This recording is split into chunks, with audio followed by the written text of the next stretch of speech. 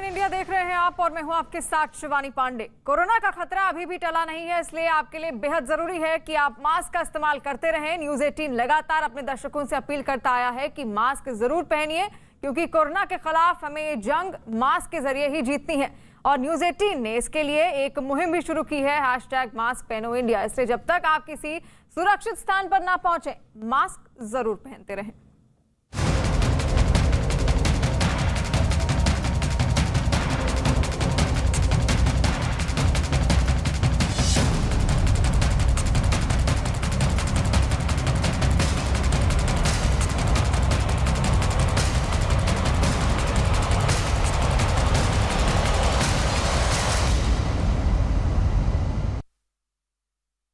महाराष्ट्र के कोल्हापुर में भारी बारिश की वजह से पुणे बंगलुरु हाईवे पर पानी भर गया, जिस वजह से वहां लंबा जाम लग गया।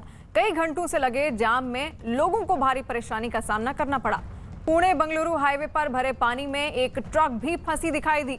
तस्वीरों से आप साफ देख सकते हैं कि हाईवे पूरी तरह से पानी में डूबा हुआ है और उसके आसपास के इलाकों में भी पानी भरा हुआ है, जिसमें कई मकान डूबे हैं। बताया जा रहा है कि चांदोली डैम से 21,000 क्यूसेक पानी छोड़ा गया है, जिस वजह से वारणा नदी में उफान आया और पुणे बंगलुरु हाईवे पानी में डूब गया। तस्वीरें आप देख रहे हैं, ये हाईवे की तस्वीरें हैं, लेकिन ऐसा लग नहीं रहा है, विश्वास करना मुश्किल हो रहा है कि एक हाईवे इस तरह पानी में डूबा हुआ है। ऐसा लग रहा है मानो एक नदी बन गई हो। ये भयानक तस्वीरें देखने को मिल रही हैं। महाराष्ट्र में लगातार कई दिनों से बारिश हो रही है, जिसकी वजह से वहां पर जनजीवन अस्त व्यस्त पड़ा हुआ है। लोगों को परेशानी का सामना करना पड़ रहा है। कईयों के मकान टूट गए, सड़कें वहां पर डूबी हुई पानी में नजर आ रही हैं। ट्रैफिक जाम लग गया है, जिसकी वजह से वहां पर किस तरह से भारी ट्रकों का जाम लगा हुआ है। आप तस्वीरें देख सकते हैं, 2 तस्वीरें हैं। एक तरफ ट्रैफिक जाम है तो दूसरी तरफ किस तरह हाईवे पानी में डूबा हुआ है, मानो ऐसा लग रहा है कि नदी बह रही होगी। ये नजारा है महाराष्ट्र के कोल्हापुर का। ये तस्वीरें डराने वाली हैं।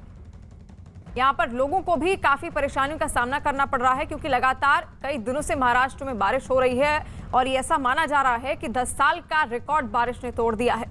इसकी वजह से वहां पर जनजीवन अस्त व्यस्त है, कई मकान ढह गए हैं, लोगों को काफी नुकसान हुआ है, कईयों के घर टूट गए।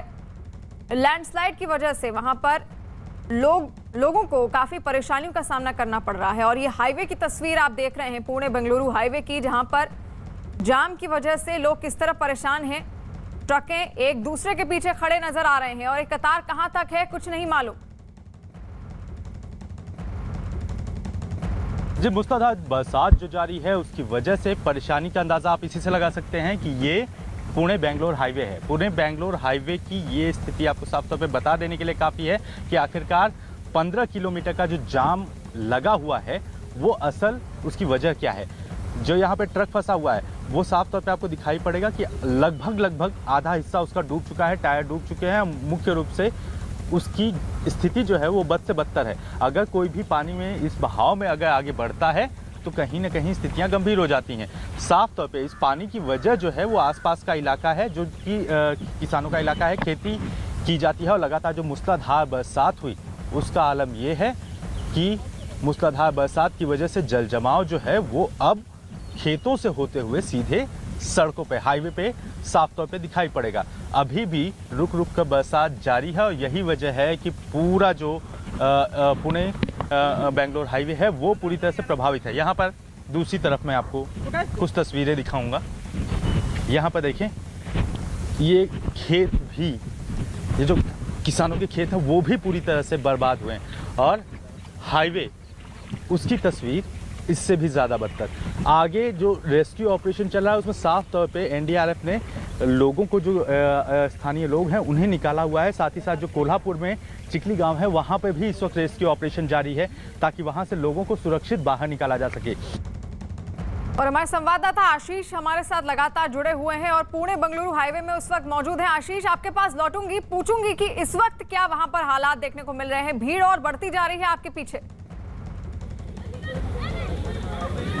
जी बिल्कुल, सबसे अहम बात यह है कि ये कणे गांव है और यहाँ पे एक बड़ा रेस्क्यू ऑपरेशन हुआ है। ये जो लोग आपको दिखाई पड़ रहे हैं, ये लोग 30 लोगों को तकरीबन बचाकर वापस लेकर आए हैं। इस बोट में, ये जो कणेगांव की बोट आपको दिखाई पड़ रही है, उसमें बचाकर लेकर आए हैं। मूसलाधार बरसात हो रही थी और इस मूसलाधार बरसात के बीच जो घर है कणेगांव के पूरे इलाके के, अगर आपको पहले घर दिखा दूं, डूबे हुए हैं। ये घर पूरी तरह से डूबे हुए हैं और ऐसे में आगे का इलाका और भी दुर्गम हो जाता है। जब वहाँ पे फंसे हुए लोग जो थे वो घरों से बाहर निकलने की कोशिश करने लगे। कोशिश करने के दौरान अचानक ही जो है एक बोट उन्हें मिली। वो बोट के ऊपर 30 से लोग ज़्यादा सवार हुए और जैसे ही आगे बढ़े तो गन्ने के खेत हैं।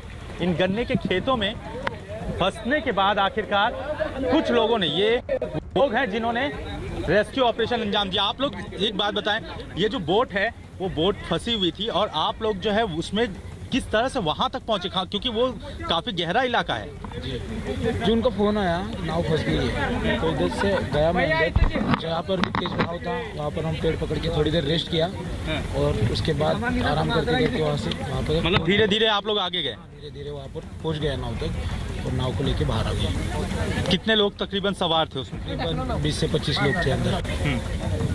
20 से 25 लोग थे। सबसे अहम बात यह कि 20 से 25 लोग सवार होकर निकले थे नाव में, लेकिन नाव चलाने किसी को नहीं आ रहा था और ऐसे में भटकते हुए गन्ने के जो खेत हैं उसमें जा पहुंचे। ये लोग निकले थे, इन लोगों को अंदाजा नहीं था कि ये लोग फंस भी सकते हैं।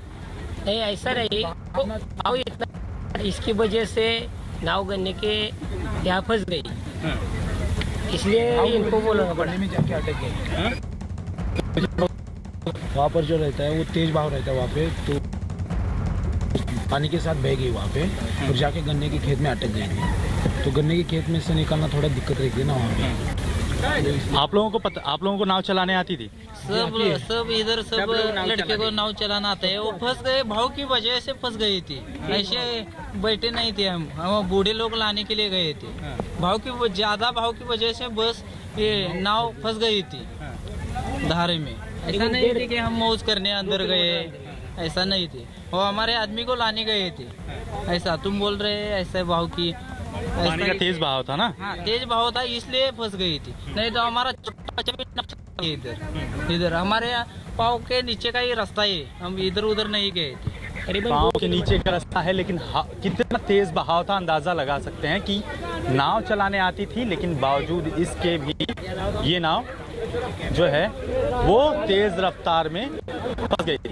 यहाँ पर देखें, ये वो नाव है जिसमें लोग सवार निकले, तकरीबन लोग इसके ऊपर सवार होकर निकले थे, लेकिन अचानक ही नाव जो है वो तेज बहाव में आगे की तरफ बढ़ती चली गई।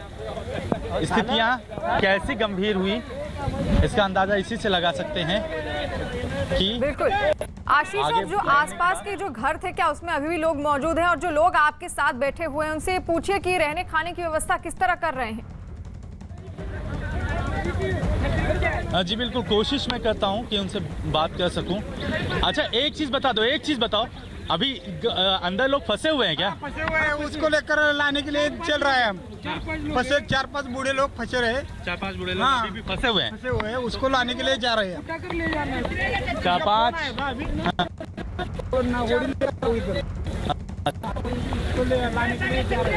4-5 लोग फंसे हुए हैं। अभी भी उनको बचाने के लिए ये नाव वापस से रवाना हो रही है। और साफ तौर पे देखिए, ये वो नाव है जिसको लेकर निकले थे 30 लोग। और एक बार कुछ समय पहले सांगली में 30 लोग इसी तरह से, पिछली बार की बात याद हो तो 2019 में ऐसे ही 30 लोग जो है वो अपनी जान बचाने के लिए निकले थे और हादसे का शिकार हुए थे। ऐसे ही एक बार फिर से पुनरावृत्ति होने की संभावनाएं हैं थी, लेकिन अचानक ही कुछ लोगों की मदद से इन्हें बचा लिया गया। बरसात वापस से तेज हो चुकी है और अंदाज़ा लगा लें कि पानी का बहाव कितना तेज है। ये कणेगांव है जी, तरफ देखें, अंदाज़ा लग जाएगा कि घर किस तरह से डूबे हुए हैं, हालात किस तरह से बद से बदतर बने हुए हैं। और उस दरमियान जो अंदर फंसे हुए लोग हैं उन्हें निकालने के लिए खुद स्थानीय लोग, क्योंकि इस इलाके में, इस दुर्गम इलाके में हमें पहुंचने में तकरीबन 2 घंटे का वक्त लग गया। इस दुर्गम इलाके में पहुंचना ही आसान नहीं है। ऐसे में खुद स्थानीय लोग ही जो है वो अपने बिल्कुल, यानी कि एक महाआफत बनकर टूटी है बारिश महाराष्ट्र के ऊपर। और 2 तस्वीरें आप देख रहे होंगे, ये हाईवे की तस्वीरें हैं। हाईवे में पानी किस तरह भरा हुआ है, ऐसा लग रहा है कोई नदी बह रही हो। ये तस्वीर है एक हाईवे की और लंबा जाम लगा हुआ है क्योंकि पानी काफी दूर तक भरा हुआ है, जिसकी वजह से ट्रैफिक जाम वहां पर लग गया है। किस तरह ट्रक कतार में खड़े हैं और दूर दूर तक दिखाई नहीं दे रहा है कि आखिर ये कतार कितनी लंबी है। इस तरह की तस्वीरें सामने आ रही है महाराष्ट्र से। लगातार महाराष्ट्र में बारिश हो रही है, जिसकी वजह से अब वहां पर आफत बनाई है। महाराष्ट्र में जारी मूसलाधार बरसात के बीच पुणे बेंगलोर हाईवे पूरी तरह से बंद कर दिया गया है। वजह आपको साफ तौर पर दिखाई पड़ जाएगी कि ये हाईवे इस वक्त जो है एक नदी में तब्दील हुआ है। जहां तक नजर जाएगी पानी का एक रेला ही आपको दिखाई पड़ेगा और साथ ही साथ डूबे हुए वो ट्रक भी दिखाई पड़ेंगे जो कहीं ना कहीं इस पानी की रफ्तार को काटने की कोशिश करते हुए आगे बढ़े थे, लेकिन जो है वो मझधार में ही फंस गए। दोनों तरफ तबाही की तस्वीरें आपको साफ तौर पे दिखाई पड़ेंगी। यहाँ पर देखें, ये खेत हैं, जो किसानों के खेत हैं वो बुरी तरह से बर्बाद हुए हैं, तो वहीं दूसरी तरफ गांवों से निकलने वाला पानी जो है वो सीधे हाईवे पे इकट्ठा हो रहा है और यही वजह है कि हालात जो है वो बद से बदतर हुए हैं। वहीं दूसरी तरफ की तस्वीर आपको दिखाना चाहूँगा। यहाँ पर देखें, लगातार जो मूसलाधार बरसात है उसकी वजह से यहाँ पर हालात आपको और बदतर दिखाई पड़ जाएंगे कि यहाँ पर भी जो स्थितियां हैं वो आपको दर्शा देने के लिए काफ़ी हैं कि हालात किस हिसाब से बदतर हुए हैं। जो पेड़ हैं वो पूरी तरह से डूबे हुए हैं, साथ ही साथ पूरा इलाका जलमग्न है। महाराष्ट्र में रायगढ़ के महाड में बारिश की वजह से भारी तबाही हुई है। वहां पर मकानों और सड़कों को काफी नुकसान पहुंचा है, तो उधर रत्नागिरी में लोगों के मकानों में पानी भर गया। सांगली में सड़कें कहीं दिख नहीं रही हैं, तो कोल्हापुर में भी पानी ही पानी दिखाई दे रहा है। महाराष्ट्र में भारी बारिश के बाद पैदा हुए हालात की 5 तस्वीरें आपके सामने हैं। रायगढ़, रत्नागिरी, सांगली और कोल्हापुर। इन 5 तस्वीरों के जरिए आप समझ सकते हैं कि वहां पर बारिश ने किस तरह की तबाही मचाई है। ना सड़कें दिख रही हैं, लोगों के मकान डूब चुके हैं पानी में और लोग परेशान हैं। इस वक्त बरसात कुछ समय से रुकी है, धूप निकली है, लेकिन जो लगातार मूसलाधार बरसात कोल्हापुर में जारी रही उसकी वजह से आलम यह है कि जल जमाव की स्थिति हाईवे पर ऐसी हुई कि अब तक 15 किलोमीटर का एक लंबा जाम आपको दिखाई पड़ेगा। जहां तक नजर जाएगी वहां तक केवल गाड़ियों का रेला ही आपको दिखाई पड़ेगा। और सबसे अहम बात यह कि अब जो लोग निकले थे बाहर वो अब सड़कों पर उतर के आए हैं और इंतजार कर रहे हैं कि हाईवे आखिरकार कब खुलेगा। सर, आप कितने घंटे से रुके हुए हैं और क्या स्थिति है? पिछले 6 घंटों से तो ऐसी ही स्थिति है, जैसा आप देख रहे हैं कि लंबा जाम लगा हुआ है और मुझे सुनने में आया कि आगे 20 किलोमीटर और आगे लगभग जाम लगा हुआ है। और बस यहाँ से हम लोग यही। आप निकले कहाँ के लिए थे? मैं गोवा के लिए निकला था। गोवा में अटल स्पोर्ट्स कल्चरल एकेडमी का आयोजन है, आज 4 बजे करीब आयोजन आरंभ हो रहा है, उसमें सम्मानित करने के लिए मुझे बुलाया गया था। मैं एक समाज सेवी हूँ, जबलपुर से हूँ, मध्य प्रदेश से। और पहले मुंबई आया, मुंबई से हमारी ट्रेन थी, ट्रेन कैंसिल हुई तो मैं बस के माध्यम से जा रहा था क्योंकि पहुंचना आवश्यक था। तो यहाँ आकर के जैसा आप देख रहे हैं सभी लोगों के साथ मैं भी फंस गया हूँ। बताएं, आप कहाँ के लिए निकले हुए थे? गोवा के लिए निकला हुआ था। तो फिर डैड की थोड़ी तबीयत खराब हो गई, मेरे को इमरजेंसी में निकलना पड़ा। तो सारे बस बुकिंग्स वगैरह कैंसिल हो गए, फ्लाइट्स कैंसिल, रेलवेज कैंसिल। तो फिर इमरजेंसी में एक बस मिल गई, तो रात को 1 बजे में पुणे में रुका, तो वहाँ से बस मिल गई, मैं चढ़ा। चढ़ते हुए फिर यहाँ तक 6 बजे जब उठा तब पूरा पैक। तो फिर मैंने अभी जस्ट फ्रेंड को फ़ोन लगाया था कोल्हापुर में, तो उन्होंने बोला कि लाइक अभी उनके घर से तो पानी थोड़ा सा लेवल कम हो रहा है, लेकिन जो आलमट्टी डैम है उसके ऊपर डिपेंड है। अगर वो उसका फ्लो अगर क्यूसेक में कम होता है तो फिर इधर क्लियर हो जाएगा, नहीं तो फिर इधर कोल्हापुर में बारिश रुक के कोई फायदा नहीं, क्योंकि वो डैम का पानी मेन है। अलमट्टी डैम का सबसे अहम बात ये कि अलमट्टी डैम जो है वहाँ से पानी का निकास होता है और सबसे अहम बात ये कि शहर को जोड़ने वाला जो कोल्हापुर का हिस्सा है और इसके अलावा शिरोली का गांव है, वहाँ पर इसका असर सबसे ज़्यादा दिखाई पड़ता है, क्योंकि डैम से छोड़ा गया पानी कहीं न कहीं मुसीबतें बनकर ज़रूर उभरता है। 2019 में भी ठीक इसी तरह की स्थिति तैयार हुई थी जब अलमट्टी डैम से लगातार पानी का रिसाव लगातार पानी छोड़ा गया था और इसकी वजह से हाईवे पूरी तरह से ठप पड़ा हुआ था। उद्धव ठाकरे आज रायगढ़ के महाड के दौरे पर जा रहे हैं। उद्धव महाड में कुदरत की मार वाले इलाकों में जाकर हालात का जायजा लेंगे। महाराष्ट्र में रायगढ़ के महाड में बारिश की वजह से काफी नुकसान हुआ है। कई जगह सड़कों को नुकसान पहुंचा तो कहीं लोगों के मकान ढह गए। महाड में तेज बारिश की वजह से लोगों के मकानों में भी पानी भरा दिखाई दिया। महाड के तलई गांव में 33 लोगों के शव मिले हैं। बताया जा रहा है कि मलबे में 50 लोग दबे हो सकते हैं।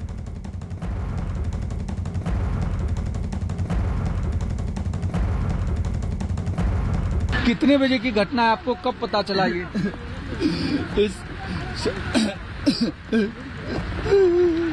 शाम को 5:30 के बाद मालूम पड़ा हमको। बहुत बुरा हुआ है ये, बहुत बुरा हुआ है। सब लोग गए हमारे, सब गांव खाली हो गया हमारा, सब गांव खाली हो गया। मेरा जन्म, मेरा भूमि सब गया इधर से, सब गया सब।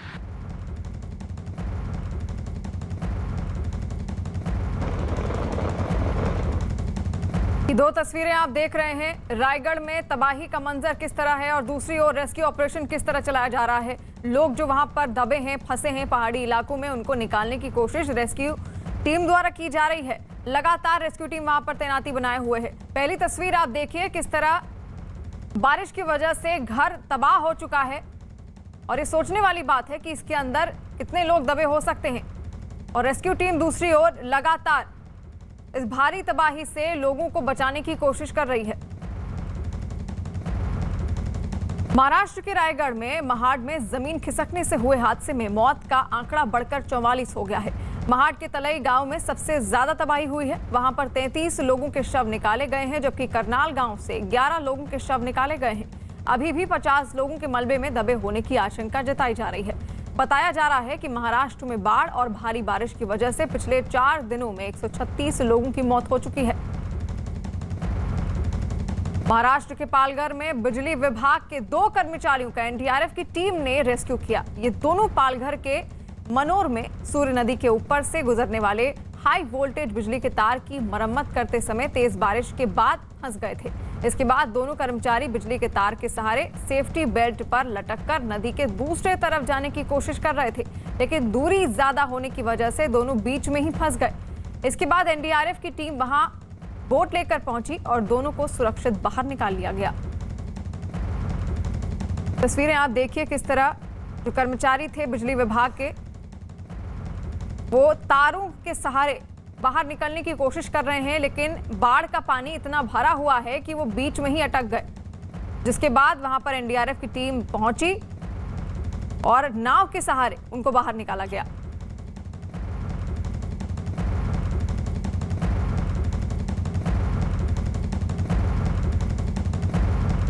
महाराष्ट्र में बाढ़ की वजह से 27 जुलाई तक सेंट्रल रेलवे में कुल 52 लंबी दूरी की ट्रेनों को रद्द कर दिया गया है। हालांकि बाढ़ का पानी कम होने से मुंबई पुणे और मुंबई नासिक पर ट्रेन सेवा को फिलहाल शुरू किया गया है।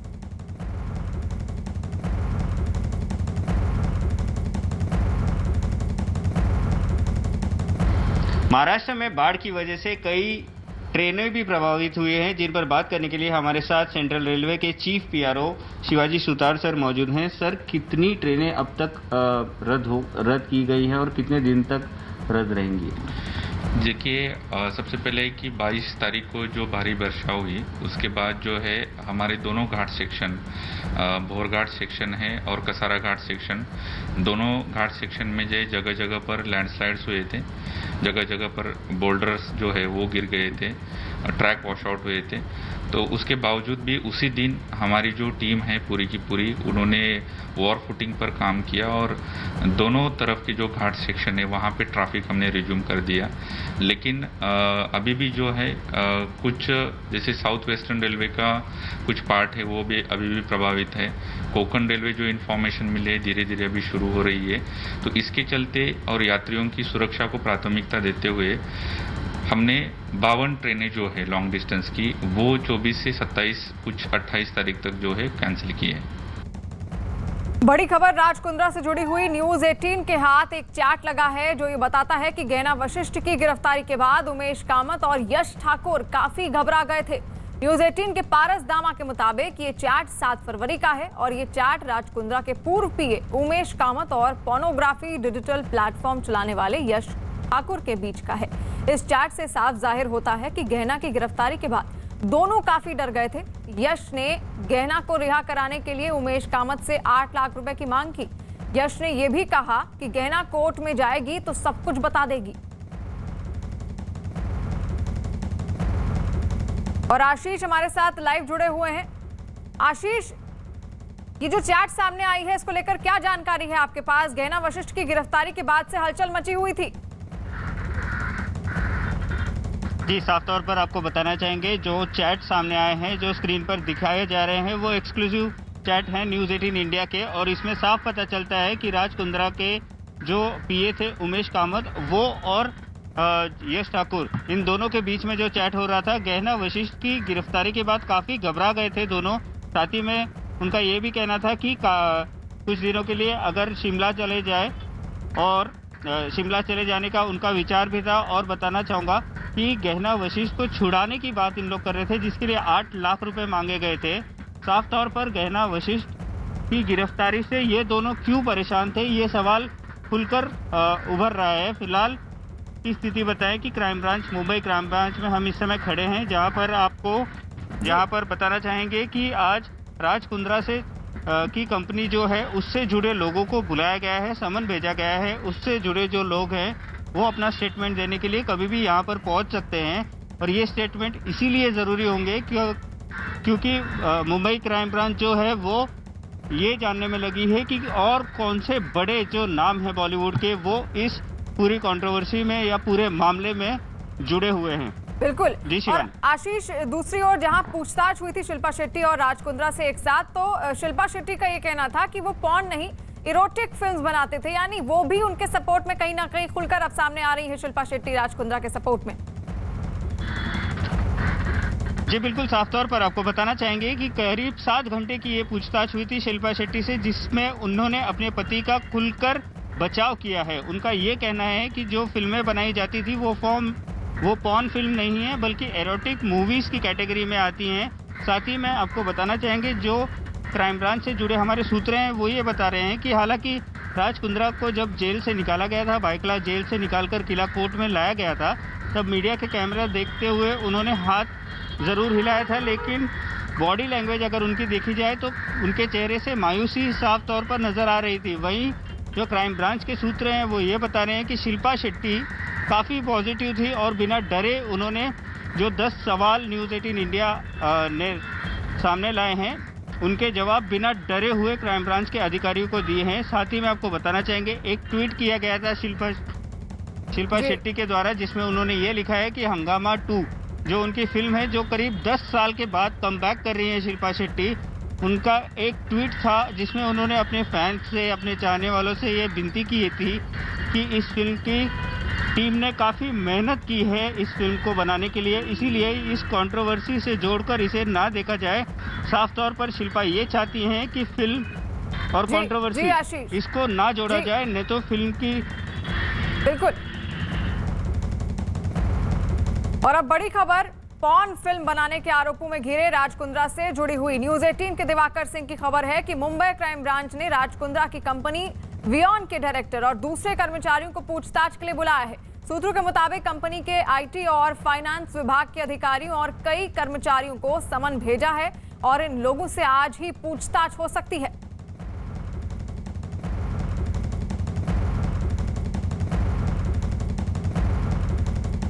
पॉर्न वीडियो के गंदे धंधे के मामले में मुंबई पुलिस की क्राइम ब्रांच ने राज कुंद्रा और उनकी पत्नी शिल्पा शेट्टी को आमने सामने बिठाकर करीब 2 घंटे पूछताछ की। इससे पहले पॉर्न वीडियो के मामले में गिरफ्तार राज कुंद्रा को 27 जुलाई तक कोर्ट ने पुलिस रिमांड पर भेज दिया है, जिसके बाद देर शाम राज कुंद्रा को लेकर क्राइम ब्रांच की टीम उनके घर पहुंची। न्यूज़ 18 के पारस धामा की खबर के मुताबिक क्राइम ब्रांच अब ये जानने की कोशिश में जुट गई है कि क्या इस काले धंधे में पैसों के लेन देन में शिल्पा शेट्टी के खातों का भी इस्तेमाल हुआ है या नहीं। पुलिस ये भी जानने की कोशिश कर रही है कि क्या शिल्पा शेट्टी को पति राज कुंद्रा के इस पॉर्न फिल्मों के धंधे के बारे में जानकारी थी या नहीं। जानकारी ये भी है कि राज कुंद्रा की गिरफ्तारी के बाद कुछ इलेक्ट्रॉनिक डेटा डिलीट किया गया था और पुलिस अब ये भी जांच कर रही है कि ये किस तरह का डेटा था जिसे डिलीट किया गया।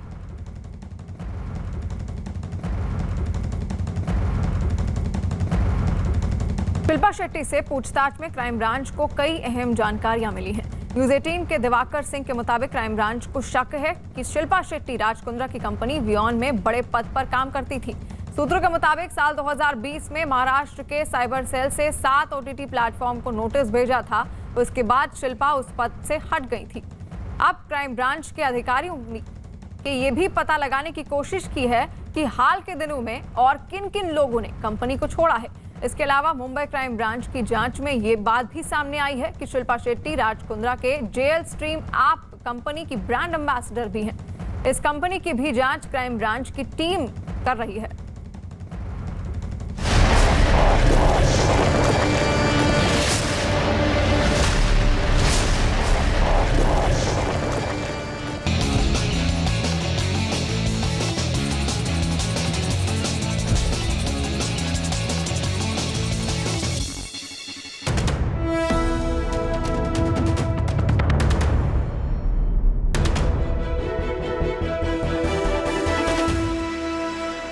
बुधवार को प्रधानमंत्री मोदी इस टीम के सदस्यों को संबोधित भी करेंगे।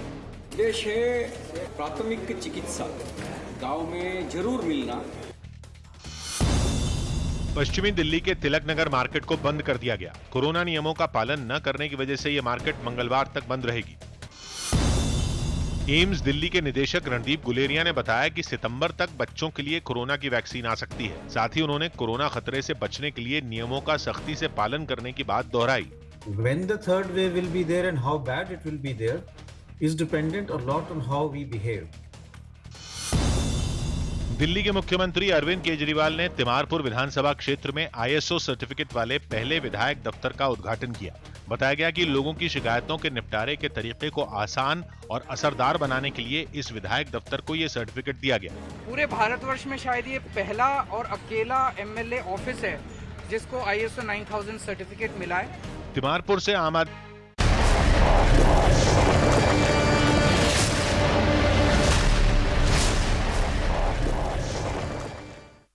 बड़ी खबर आ रही है उत्तर प्रदेश से। न्यूज 18 के यतेंद्र शर्मा की खबर है कि मुख्यमंत्री योगी आदित्यनाथ इस बार विधानसभा चुनाव लड़ेंगे। सूत्रों के मुताबिक राज्य के दोनों डिप्टी सीएम भी चुनाव लड़ेंगे। साथ ही कई बड़े नेताओं को भी चुनाव में उतारने की तैयारी है।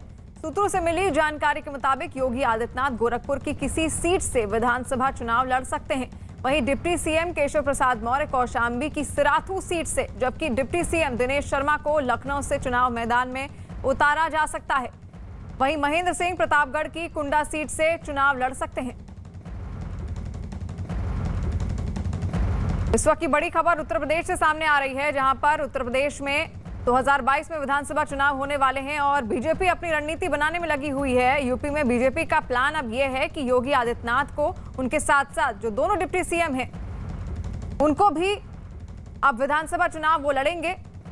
ये आशंका जताई जा रही है कि योगी आदित्यनाथ गोरखपुर की किसी सीट से विधानसभा चुनाव लड़ सकते हैं। यतेंद्र हमारे संवाददाता हमारे साथ जुड़ गए हैं ज्यादा जानकारी के साथ। यतेंद्र, यूपी में अब बीजेपी का प्लान योगी आदित्यनाथ को और जो दोनों डिप्टी सीएम यानी कि जितने बड़े चेहरे हैं अब वो भी विधानसभा चुनाव लड़ेंगे। किस तरह की रणनीति तैयार हो रही है बीजेपी की?